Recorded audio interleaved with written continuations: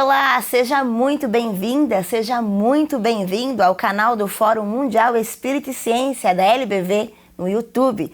Este é um trabalho que a Legião da Boa Vontade vem realizando há décadas, dialogando sobre ciência e fé na trilha do equilíbrio. Hoje nós vamos conversar com a professora e doutora Anete Cruz. Ela é doutora em Ensino, Filosofia e História das Ciências, especialista em Direitos Humanos e professora de Matemática no Instituto Federal da Bahia. Professora Anete, primeiramente queria agradecer por ter aceitado o convite da Super Rede Boa Vontade de Comunicação e queria que começasse comentando um pouco sobre a sua trajetória no mundo acadêmico, que a gente sabe que é um ambiente mais recluso, e como surgiu também o seu interesse pela matemática. Você traz uma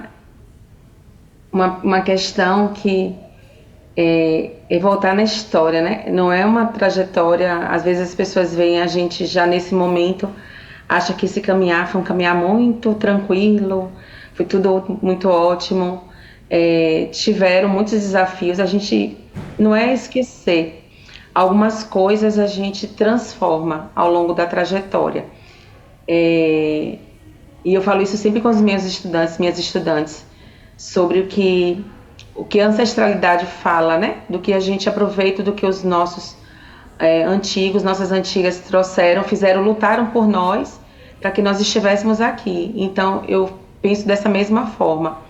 Tudo que eu passei anteriormente, estou passando ainda, porque a gente não, enquanto estiver vivendo, a gente vai passar por algumas batalhas. Talvez as batalhas são menores, mas não deixam de ser batalhas. Então a escolha por matemática acontece, na verdade, para ser professora. Eu não sabia se seria professora de matemática, mas desde pequena minha mãe fala, e eu me lembro também, por volta dos meus 6, 7 anos, eu reunia sempre minhas amiguinhas, vizinhas, para ficar dando aula na escada. E hoje eu moro num prédio eu moro no térreo, que tem escada, e às vezes eu vejo as crianças aqui, as meninas brincando, fazendo igualzinho como eu fazia na minha época. Então ali eu já sabia que em algum momento eu ia me despertar para a docência, né? Minha mãe ela fez o magistério, mas ela não atuou em escola. Então ela ensinou a mim e meus irmãos. Eu tenho uma irmã e tenho um irmão que são mais novos. E aquela coisa do ensinar sempre me motivou. Eu sempre admirei todas as minhas professoras e professores. E tinha algumas que eu escolhi assim, eu quero ser igual a essa pessoa. Mas aí vai passando, depois aí você vê a desvalorização de professor ao longo da trajetória. E eu me lembro quando eu estava terminando meu ensino médio, eu fiz no hoje Instituto Federal da Bahia, mas era Escola Técnica Federal da Bahia, eu fiz o curso técnico em Química. E lá no cursinho, quando eu fazia, o pessoal, você é muito inteligente, tem que fazer um curso com engenharia, medicina. E eu queria fazer licenciatura. E eu fui desencorajada naquele momento, então fui fazer engenharia. Realmente, no vestibular eu tentei fazer engenharia e fiz medicina também, né? Concorri para o curso de medicina, vestibular na época. Só que logo no início foi a coisa que eu vi que eu não era para aquilo. Eu queria ser professora, então eu voltei de novo para o cursinho, fiz vestibular e passei em matemática. Na Universidade Católica de Salvador. Então eu cursei a licenciatura em matemática, eu tranquei um semestre, porque eu fiquei na dúvida se realmente era aquilo, mas quando eu assisti uma palestra de um professor, que é autor de livro, Luiz Márcio Mendes, até hoje me lembro, eu fiquei apaixonada pela matemática e pela educação matemática, então eu sabia que era aquilo que eu queria fazer. Mas eu tinha uma visão muito cartesiana do que era ser professora de matemática. Eu queria ser professora de matemática de cursinho, preparar os estudantes, tornar as pessoas, né, ver aqueles talentos, trabalhar com a genialidade. E aí, eu fui professora do estado aqui em Salvador, fui professora do município de Salvador e do município de Lauro de Freitas. Então teve um momento que eu era de escola particular e da rede pública. E eu me lembro que eu era uma pessoa muito severa, porque eu queria que os estudantes aprendessem muita matemática. Então, para mim, tinha que ser top. E aí eu conheço o meu companheiro e muda toda essa trajetória, né? Eu me lembro quando eu terminei a matemática, fui fazer uma especialização em Direitos Humanos. Apareceu essa oportunidade, fui fazer. que era uma especialização em direitos humanos, junto com o Ministério Público e a UNEB, a Universidade do Estado da Bahia. E eu fui cursar, fazer essa especialização. E fiquei apaixonada, porque foi lá que eu conheci o movimento das pessoas com deficiência, as questões ambientais, então várias coisas que não eram tocadas na universidade, eu fui aprender ali. E foi nesse mesmo período que eu conheci o meu companheiro, né, que é cadeirante, e na época ele já era cadeirante, e a gente, nesse curso, eu tive a oportunidade de participar de uma ONG aqui em Salvador, que é a Vida Brasil, que trabalhava com o movimento das pessoas com deficiência. E eu convidei ele não participava de movimento algum, e eu trouxe, bora participar. E aí pronto, nisso a gente faz esse movimento. Então, na verdade, eu comecei com a matemática, mas foi entrar nesse movimento da pessoa com deficiência que me fez ter um outro olhar sobre o conhecimento, né?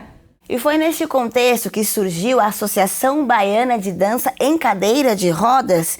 Queria que falasse um pouquinho mais sobre como esse trabalho começou. Pronto, foi nessa época que a gente começou a militar no movimento. Aí, numa dessas viagens, ele começou a participar de prática paradesportiva.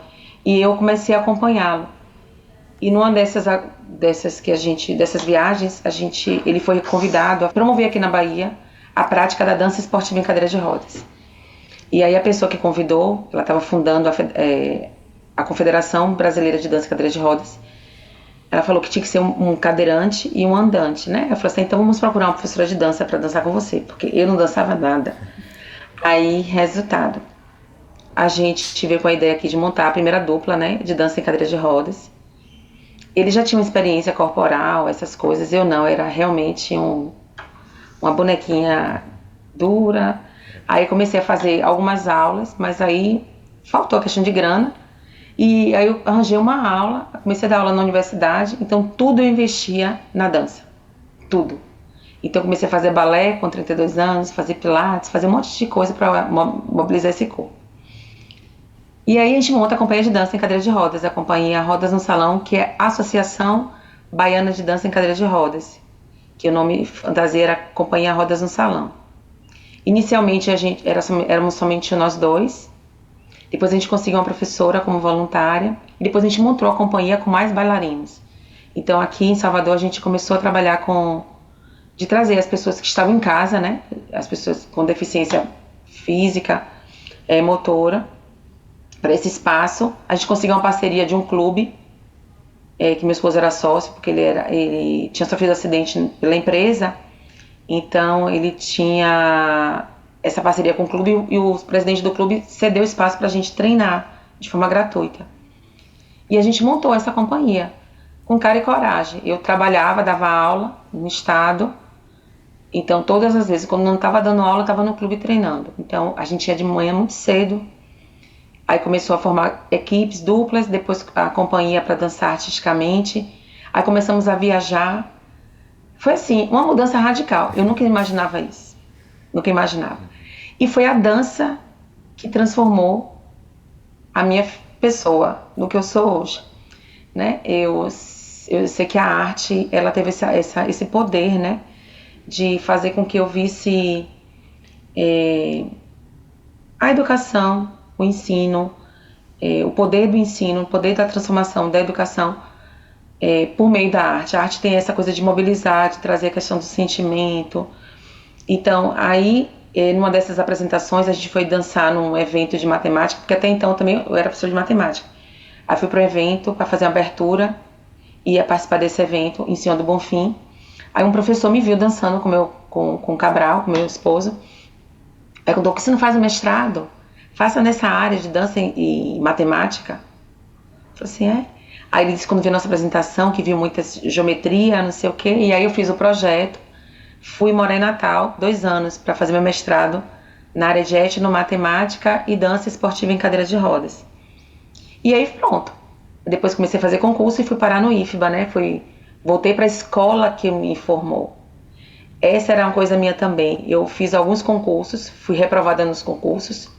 E eu falo isso sempre com os meus estudantes, porque parece que a gente, para chegar aqui, né, sempre foi vitória, primeiro lugar, nada disso. E eu sabia também que tinha algum propósito, né? Dessas reprovações, de amadurecer, de dar valor por toda a minha caminhada, minha trajetória, e voltar para a escola que me deu a régua e compasso, né? Que foi a escola técnica. Então eu tinha muita vontade de voltar a ser professora de lá e poder ajudar outras pessoas, né? Estudantes a mudarem de vida por meio da educação. E foi a dança que ajudou. A senhora fala muito como é importante nós revermos o nosso passado, as nossas lutas e ressignificá-las como algo que nos dá força. Isso te leva também a trabalhar para que o caminho de outras pessoas seja mais tranquilo, para que elas não tenham que passar pelo que a senhora passou? Sempre, sempre. Eu amo ser professora. Amo ser professora. Mesmo com a dança, esse meu papel aqui nessa caminhada, tem que ser professora. Porque a gente tem um poder de transformar a vida das pessoas. Seja por um acolhimento, pela escuta, por mostrar. Se eu passei por esses caminhos, eu não quero que essas pessoas passem. Mesmo que tenham que passar, mas assim, eu vou estar alertando, vou estar sinalizando. E eu acredito que o papel da gente enquanto formadora, enquanto professor formador, professora formadora, é justamente de fazer com que esses meninos e meninas, né, esses homens e mulheres, encurtem trajetórias, né, encurtem caminhos tortuosos. Não tem que passar pela mesma coisa, não. Se a gente passou, a gente tem que mostrar, olha, esse é um caminho muito legal, pense sobre isso aqui. E é por isso que eu amo trabalhar nas licenciaturas. Trabalhar com formação de professores e professoras, para mim, é um caminho maravilhoso, porque eu vou estar formando aqueles e aquelas que vão estar atuando, né, nessa multiplicação, nessa formação de novos profissionais de todas as áreas. E aí eu chamo muita atenção deles e delas, e eu sou servidora pública, né, eu trabalho numa instituição federal, então eu sou servidora pública, sobre esse cuidado. Como servidora pública, eu tenho que servir muito bem ao público. E geralmente o público que vai para esses espaços, na sua maioria, são pessoas pobres, pretas, que têm várias questões de violência ao redor delas, né? Seja no lugar onde moram, que tem toque de recolher, ou às vezes no ambiente familiar. Então eu tenho que ser acolhimento. Eu tenho que ser acolhimento. Mesmo em uma matéria como a matemática, né, que muitos podem imaginar a frieza do cálculo, também precisa dessa humanidade, né? Principalmente. E hoje eu mostro justamente isso. A matemática não é assim. Né? Os nossos ancestrais, os nossos antepassados que criaram, que construíram essa matemática que a gente conhece hoje, que foram povos, né, que construíram para necessidade, para suprir suas necessidades, não tinha essa intenção de criar uma matemática para punir, para separar quem é detentor de conhecimento e quem não é. Tem pessoas que conhecem a matemática básica e vivem muito bem no mundo, e está tudo bem. E tem pessoas que têm um conhecimento matemático super elevado, que também vai dar conta daquilo que está prestando, mas não é pelo fato de não ter passado por um doutorado, por um mestrado, que é menor, que é menos. Não é. Não é. E eu falo justamente isso, porque fornecer, a gente tem como obrigação, como professor e professora, da gente dar o melhor para os nossos estudantes. O melhor sempre. Cada um vai estar, né, é como se estivesse colocando semente, né, numa terra fértil, e algumas vão crescer mais, outras menos, mas não vai perder a beleza. Vão ter árvores maiores e árvores menores que vão ter beleza, são belezas diferentes. Belezas diferentes. Não precisa todo mundo ser igual, não é para todo mundo ser igual. Eu queria retomar um ponto agora, quando a senhora falou sobre os desafios que a senhora enfrentou na sua trajetória e como a representatividade é importante. A senhora falou até da sua mãe. E a senhora, como professora negra em uma área da matemática, do ambiente acadêmico que ainda é majoritariamente masculino, eu gostaria que a senhora falasse um pouco sobre como a representatividade ela é importante nessa questão para inspirar novos cientistas e para promover a inclusão. Eu não me dava conta sobre essa importância da questão da representatividade. No doutorado, foi algo muito marcante. Teve um momento, acho que qualquer pessoa que tenha passado por uma pós-graduação, um mestrado, doutorado, Tem momentos que você dá vontade de largar tudo, porque parece que a coisa não avança, ou que é muita coisa acontecendo ao mesmo tempo, e eu passei por tudo isso. E aí eu encontrei uma professora, ela é até referência no Brasil, aqui na Bahia, no Brasil, que é a professora Bárbara Carini. Ela que criou, né, a escola Afro-Brasileira Maria Filipa aqui em Salvador, e que abriu agora uma no Rio de Janeiro, que vai começar a funcionar a partir do próximo ano. Então, eu me lembro que ela era professora do programa que eu fazia do doutorado, e eu fui perguntar a ela, que eu estava com as dúvidas, eu queria tirar algumas dúvidas com ela, porque eu queria trazer alguma coisa da questão, estudar um pouco da questão da decolonialidade dos saberes. E eu falei com ela, Bárbara, eu tô louca para largar tudo, não sei o quê. Aí ela chegou, respira, irmã, respira. Porque você não está fazendo esse doutorado por você, mas você está fazendo esse doutorado pelos nossos, que já passaram, e pelos que vêm. Então, nossas meninas e meninos precisam de você como referência. E aquilo me marcou muito, né? Eu falo sempre, eu converso isso muito com meus alunos. Então, na hora que... Isso não quer dizer que a gente não vá ser inabalável, né? Tem momentos que dá vontade mesmo, porque tem horas que é cansativo, né? Essa caminhada não é uma caminhada tranquila, mas a gente sabe disso, porque a gente está numa luta, numa trincheira que as pessoas acham que é uma luta talvez sem sentido, que não faz sentido. Ah, professora de matemática lutando pela inclusão, professora de matemática falando sobre questão de gênero e sexualidade, professora de matemática falando sobre antirracismo. É, porque como uma disciplina, né, que tem um poder tão grande, eu posso trazer esses sujeitos, essas sujeitas para a sala de aula, ou colocar no fosso que já está no fosso, afundar mais ainda no fosso. E esse não é meu propósito. Então, ter representatividade é muito importante. Ser representatividade também é muito importante. Eu fui diretora da educação profissional, diretora adjunta da educação profissional, de 2020, logo que, um pouquinho antes de começar a pandemia, e finalizei esse ano, em março desse ano, a convite de um colega, o professor Ives Lima, para compor a equipe. E foi muito importante aquele momento também, porque eu nunca tinha sido gestão. Então, eu fui aprendendo, né, com meus pares, minhas parceiras. Eu tive sempre assistentes, né, mulheres, eu fazia questão de ter isso. E foi muito importante também essas trocas, e trocas também com outros companheiros também de trabalho, que tinham almas femininas. Eu sempre falava que eu tinha colegas, homens, de almas femininas, né, que eram altamente parceiros na luta contra a questão do machismo, da misoginia. E a gente construiu uma gestão muito bacana, e foi muito aprendizado que eu tive. Mas vivi várias situações de preconceito, de desvalorização, mas não dos meus pais que trabalhavam comigo, mas de pessoas que eu tinha que atender, que dar conta. Mas a minha luta era colocar, sempre lembrar isso. Eu estou fazendo isso aqui pelas minhas meninas, pelos meus meninos, pelas pessoas pretas, né? Que eu espero ver daqui a um tempo povoando esse espaço. Porque a escola pública são para essas pessoas, principalmente. E foi muito importante nessa trajetória. Então, eu reconheci que hoje eu sou essa pessoa também, junto com outras pessoas, né? Mas também eu sei que tem muitas jovens também já assumindo esses papéis muito cedo. Sim. E isso é muito bacana.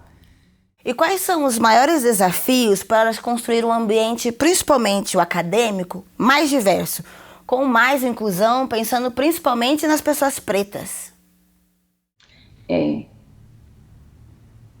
Os desafios estão nas pessoas, né? Quebrar, romper os preconceitos mesmo, né? As preconcepções.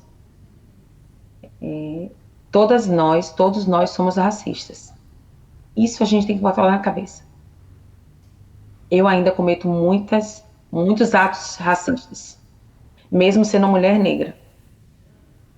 E a gente precisa entender que o racismo é algo estrutural, está na nossa sociedade. A gente precisa estar quebrando. Claro, as novas gerações, cada vez mais, se nós ensinarmos e trabalharmos em cima disso, vai ser uma outra realidade. Então, a gente precisa... A educação, para mim, é o caminho. É o caminho. e começa desde os anos iniciais. Esse assunto tem que estar contido nos anos iniciais, até superior e extrapolando. Então, quando eu falo os anos iniciais, por exemplo, meu filho estuda nessa escola, a Escola Afro-Brasileira Maria Filipe, há 4 anos. Foi divisor de águas. Foi a partir dele que eu comecei a buscar o letramento racial, que eu não tinha. Eu, uma mulher negra, não tinha letramento racial. Então, pelo fato de eu ter nascido mulher negra, não quer dizer que eu me reconheço como tal. Então, passar por todo esse processo foi muito importante, e com ele, mais ainda. Então, eu entendo que quando a gente promove a educação antirracista, então isso parte de quê? De leituras, né? Eu vou trazer outros autores, são autores e autoras decolonizadores e decolonizadoras. Eu vou estar observando como os livros que eu escolho, as obras que eu escolho para trabalhar em sala de aula, os textos que eu escolho, como é que estão colocadas essas pessoas. Se eu sempre vejo essas pessoas no lugar de escravizadas, ou essas pessoas como marginais, essas pessoas sempre com posições muito ruins, e não trago elas como reis e rainhas que foram e que são. Então a gente tem histórias muito belas de conhecimento. A maior parte do nosso conhecimento veio do nosso continente africano, dos povos africanos.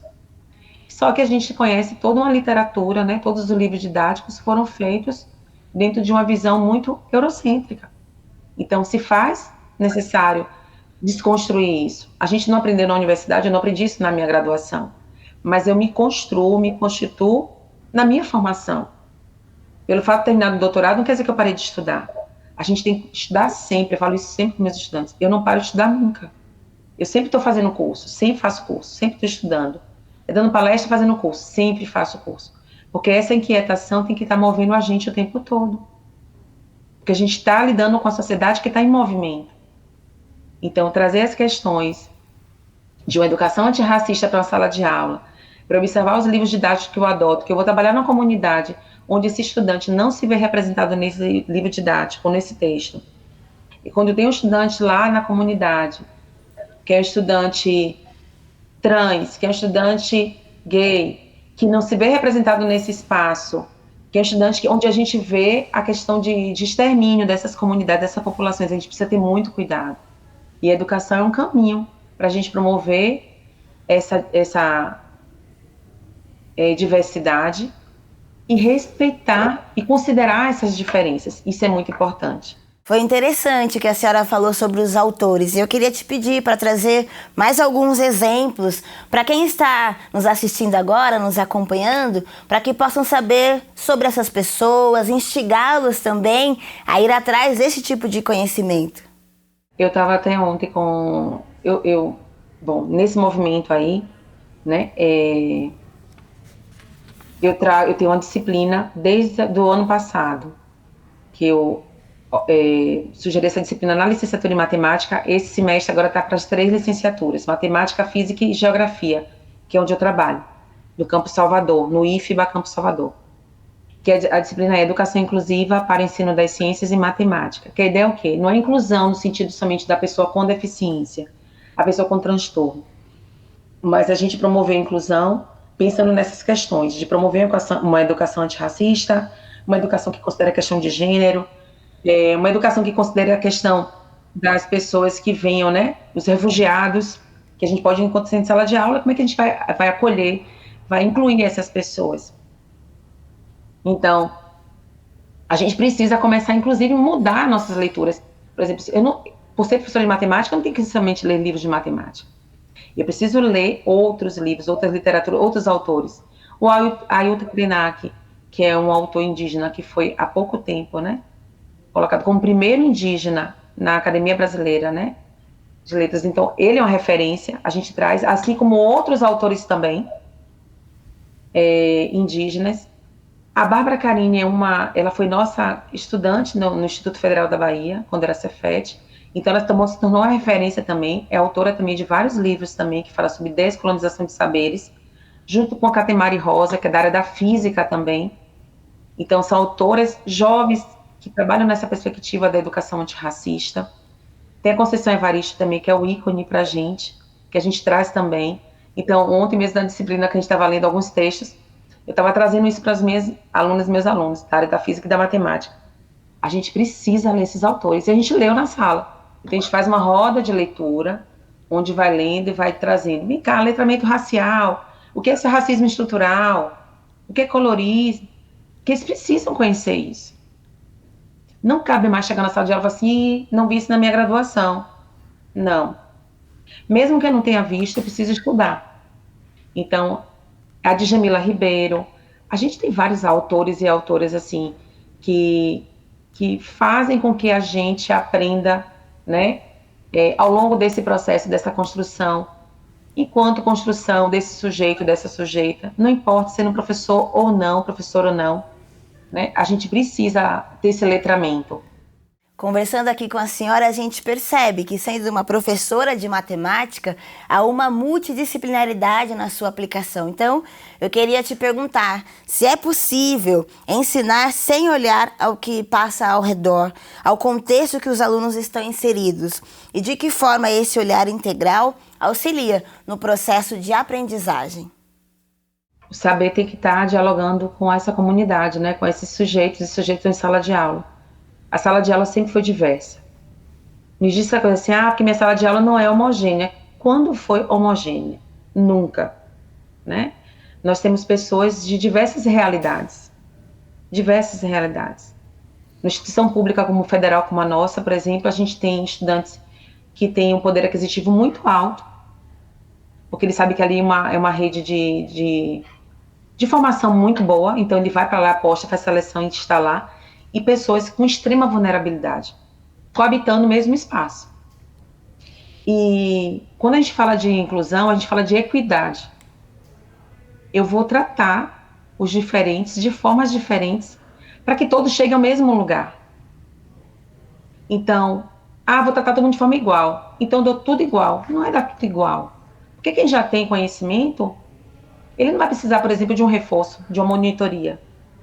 Mas quem não teve conhecimento, que queimou essas etapas, pelas condições todas que aconteceu na vida dessa pessoa, vai precisar que você se debruce muito mais tempo com essa pessoa. Então a gente precisa promover a equidade. Não existe inclusão sem equidade. Então a gente precisa tratar os diferentes de formas diferentes, para que essas pessoas, principalmente, cheguem também, possam alcançar esse espaço. Então, eu amo ser professora. Então, eu trabalho, por exemplo, trabalho na licenciatura e hoje estou também ensinando um curso que é um ensino profissionalizante para quem já fez o ensino médio, que a gente chama lá de subsequente, né? Que são pessoas que já passaram, muitas terminaram o ensino médio, estão fazendo esse curso, e pessoas que ficaram muitos anos fora da sala de aula estão fazendo esse curso, para tentar um concurso para Embasa, alguma coisa. E aí, eu preparei todo o meu curso, eu estudei tudo sobre saneamento e perguntei a algumas pessoas para me dar material, para dar uma aula de matemática muito conectada com a realidade que eles vão trabalhar. Inclusive de concurso que eles queiram fazer. Então, toda a geometria que a gente trabalha é uma geometria pensando, como é que eu vou ver esse escoamento de esgoto, escoamento de água? Como é que acontece? Que material é esse? Que forma de material é esse? Para que eu vou trabalhar com pirâmide se ele vai trabalhar muito mais com cilindro? Ele tem que conhecer o que é o cilindro, a propriedade do cilindro, o material que vai fazer esse cilindro. Essas informações são importantes. Unidades de medida, por exemplo, né? Para trabalhar a questão da vazão. Saber trabalhar com litro, com capacidade, com volume, então, metro cúbico. Ele precisa saber essas unidades. Então, trabalhar conhecimentos que façam sentido com a área que ele vai atuar. Não é dar vários conteúdos por dar, sem você questionar. E eu falo sempre isso em sala de aula. Vocês precisam perguntar o porquê das coisas. Por que eu vou usar cilindro e não vou usar, por exemplo, um prisma de base hexagonal? E o que é prisma de base hexagonal? Então, esse porquê das coisas, que às vezes, que as nossas crianças têm, tudo pergunta por quê. Por que isso, tio? Por que isso, tia? Os nossos meninos e meninas vão perdendo ao longo do tempo, né? Aí a gente vai tendo adultos pouco questionadores. E aí a gente vê o resultado, né? Na política, em várias coisas, né? Que a gente não questiona. Então a gente precisa questionar. A sala de aula de matemática também é sala de aula de questionamento. Eu não entendi. Não poderia ser esse caminho? Vamos ver se pode ser esse caminho? Então a matemática tem que fazer sentido. E aí o estudante não tem base, ele não sabe. Ele chegou sem esse conhecimento. A gente precisa sentar, com ele e colegas, com os pares, porque às vezes a linguagem do colega é uma linguagem mais acessível para ele compreender aqueles conteúdos. E esse momento também é muito importante. A gente também precisa colocar a turma também em parceria com o nosso trabalho. E isso é muito importante que eu falo com eles e elas que estão se formando professores e professoras. Você lá é professor e professora, mas não se coloca nessa posição hierárquica, né? Que eu sou superior a. Não. Porque os seus alunos, os seus estudantes vão ser seus parceiros também, suas parceiras. Para promover a educação para todas e todas. Eu penso dessa forma. Professora, finalizando a nossa conversa, eu queria que a senhora falasse um pouco sobre quais as suas esperanças para o futuro da educação em relação à representatividade. Quais mudanças a senhora gostaria de ver nos próximos anos? Bom, em educação, que não conjuga o verbo esperançar, não pode estar nesse espaço, né? Eu tenho esperança, sim. Eu vejo já pequenas transformações nesses espaços que a gente vai, que a gente dá formação. São as sementes que a gente vai colocando no mundo, fazendo, minha crença, a promoção de educação inclusiva. Eu jogo minhas sementes, promovo algumas formações e eu já vejo algumas formações, alguns desses frutos aparecendo, né, quando eu vejo estudantes sendo já professores, professoras, voltando a casa. Por exemplo, a gente tem agora uma estudante, foi me orientando, que é uma estudante surda, que agora é professora de matemática surda, que na época que ela era minha estudante, ela dizia, eu quero ser professora de matemática de estudantes surdos. Eu falei assim, não, Dominique, você vai ser professora de estudante surdo e estudante ouvinte. Porque é muito bacana a experiência de um ouvinte ter uma professora surda, professora de matemática surda. E hoje ela é professora do Instituto Federal da Bahia aqui em Salvador, e trabalha com ensino médio integrado e subsequente. Então, esse é um sonho de inclusão, né? Ver essas pessoas ocupando esse espaço de protagonistas. Esse é o sonho de inclusão. Chegar na sala de aula e ter estudantes autistas, estudantes cegos, estudantes surdos, estudantes que venham com as suas demandas sociais, que sejam acolhidos na sua totalidade, na sua forma de ser, que a gente não tente moldar, mas aproveitar isso como potencialidade para a gente dar as ferramentas para se tornar um sujeito muito melhor. Eu penso dessa forma. E eu acredito que a gente vai ter gerações muito bacanas, muito bacanas. Eu gosto de ver muito pelo lado positivo. Tem muitos frutos bons. Algumas coisas não são muito legais, mas tem muito mais frutos bons. E eu tenho certeza que a gente vai conseguir, sim. Aos pouquinhos, não é de uma forma assim rápida, mas que depois vai ser de uma forma muito exponencial e positiva. Bom, professora, nós agradecemos muito a sua participação. Realmente é um tema muito importante, que a discussão está crescendo cada vez mais, mas que ainda precisamos melhorar muito essa questão da inclusão. Deixamos agora este espaço para suas considerações finais. Eu gostaria de agradecer o convite, né? Fiquei muito surpresa com o convite e feliz ao mesmo tempo.